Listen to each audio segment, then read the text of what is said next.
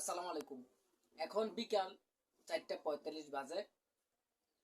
আত্মীয় স্বজন, খামারি, কাস্টমারদের আবদার রাখতে গিয়ে বিকাল 4:45-এ খাবার খাওয়া লাগতেছে।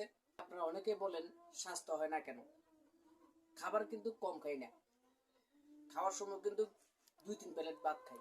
দেশি মুরগির গোস্ত দিয়ে ভাত খাইতেছি। আবার এখানে হচ্ছে আপনার পুঁইশাক পুঁইশাক শুটকি দিয়ে ভুনা করছি। খাবার কিন্তু কম খাই না, কিন্তু স্বাস্থ্য হয় না কেন? এখন বাজে বিকাল 4:45। 4:45-এ খাইলে কি স্বাস্থ্য ঠিক থাকবো? কখনো স্বাস্থ্য ঠিক থাকবো না। ভিডিওগুলো দেখে আপনারা হাসবেন না, কারণ কষ্টটা শুধু আপনাদের সাথে শেয়ার করছি।